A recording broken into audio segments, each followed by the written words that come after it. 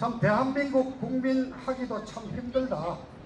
애국하기도 정말 힘들다. 고생 많으십니다.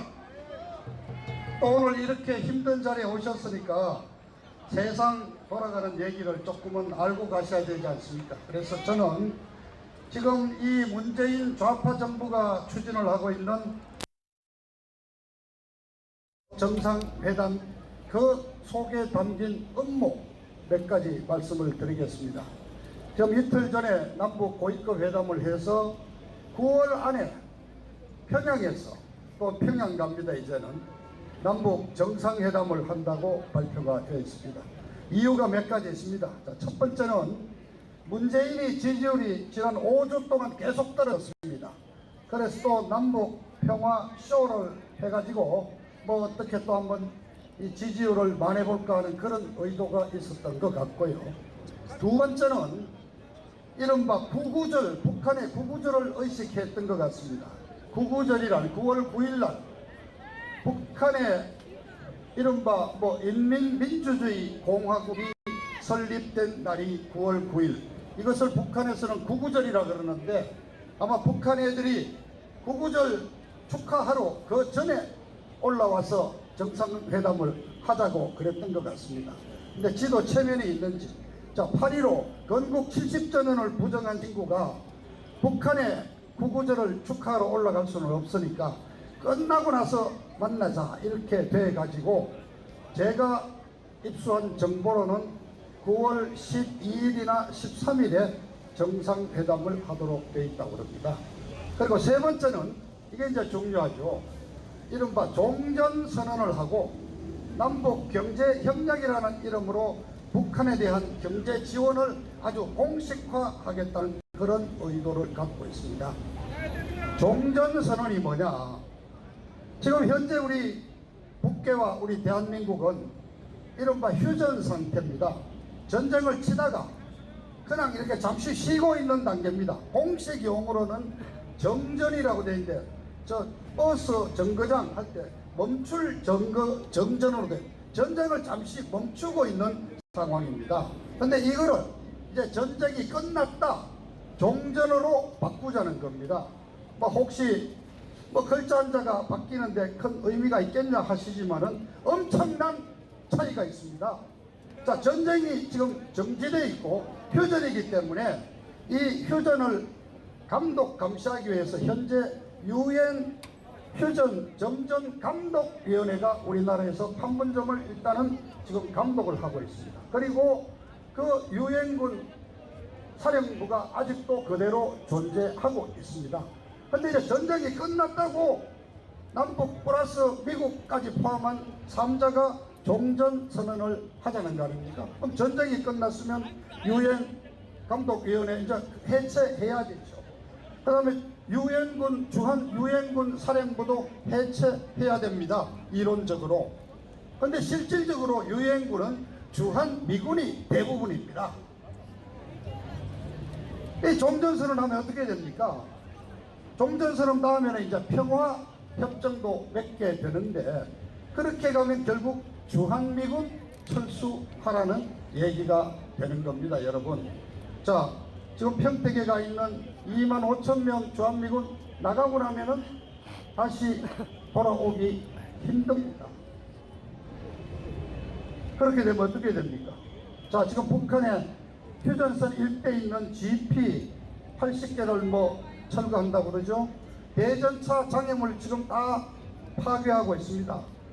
서해안에 있던 철책, 해안선 철책 다 없애고 있습니다. 전투부대들 지금 후방으로 물리고 있습니다. 북한이 쳐내려오면 누가 막습니까?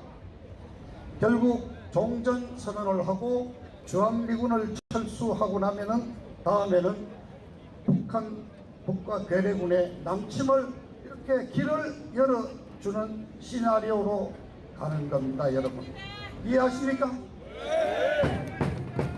자, 지금 진행되고 있는 시나리오를 제가 정보를 입수한 내용을 말씀드리면은 9월 12일이나 13일에 남북 정상회담을 해서 이 내용을 공식화하고 그 다음에 9월 말에 열리는 유엔 정기총회에 김정은이가 유엔에 등장합니다. 이제 그 북괴 저 전제주의 세습 김씨 저 집안의 제일 막내 저 김정은이를 이제 유엔 무대에 등장시켜 가지고 트럼프와 백악관에서 2차 정상회담을 갖고 유엔 국제 무대에 북한 김정은이를 화려하게 데뷔시키고 종전선언을 하고 평화협정으로 가는 것입니다. 이게 바로 북괴 김정은이가 노리고 있는 시나리오입니다. 이 시나리오를 바로 우리 대한민국의 대통령이라는 문재인이가 충실하게 따르고 있고 그것을 하기 위해서 9월 달에 평양을 간다고 지금 하는 것입니다. 심각한 일입니다, 여러분. 자, 지금 이미 이틀 전 미국 상원 외교위원회에서 민주공화국 없이 만장일치로 구체적인 비핵화 조치가 없이 미국 정부는 종전선언을 할 수 없다 하는 결의를 재확인을 했습니다. 미국 의회와 미국의 모든 언론들이 최종적이고 구체적인 비핵화 조치가 없는 가운데 종전선언이란 있어서는 안 된다고 지금 트럼프 대통령을 굉장히 압박을 하고 있습니다. 이런 가운데 아마 2, 3일 뒤에 폼페이오 국무장관이 평양을 네 번째로 방문을 합니다. 일부 언론에서는 핵리스트를 제공하는 조건으로 미국이 종전선언에 합의해 줄 것 같다 이런 보도를 내는데 핵리스트라는 게 뭡니까? 핵실험하는 핵발사장 시설 그 명단 그 소용없습니다. 왜냐? 군사위성에서 다 내다보고 있습니다. 진짜 핵리스트는 핵무기 몇 개를 가지고 있고 어디에 보관해놨다는 핵무기 리스트와 플루토늄을 재처리한 고농축을 하면 플루토늄이 어디에 있는지 그 원료가 되는 핵시설 연구실의 위치를 알려줘야 이게 정확한 핵리스트가 되는 것입니다. 그리고 핵무기의 폐기 일정을 구체적으로 미국에 제시한 미국은 그걸 지금 요구하고 있습니다.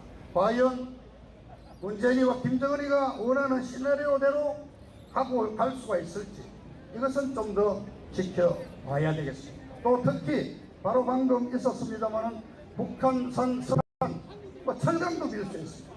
여기에 대한 미국 정부의 대한민국 관련 기업에 대한 제재 조치도 지금 검토되고 있습니다. 그래서 과연 제3차 남북회담이 자기들 신화대로도 갈지는 조금은 두고 봐야 합니다. 애국시민 여러분, 바로 이 점에서 이 시점에서 저는 자유한국당의 역할이 정말 아쉽습니다. 자유한국당 이름이 좋아서가 아니라 제1야당이기 때문에 자유한국당을 찾게 되는 것입니다. 바로 미국 의회에서 비핵화 없는 종전선언은 안 된다는 결의를 하고 있는 마당에 대한민국의 제1야당 뭐 하고 있습니까? 바로 비핵화 없는 남북정상회담은 위장평화쇼다. 더 이상 북한에 끌려가서는 안 된다. 남북정상회담을 하려면 이런 조건을 내놔야 된다. 구체적으로 역할을 좀 해야 되는 것입니다, 여러분. 자, 애국 시민 여러분, 북한산 석탄 밀수하는 거 이거 넘어갈 수 있습니다.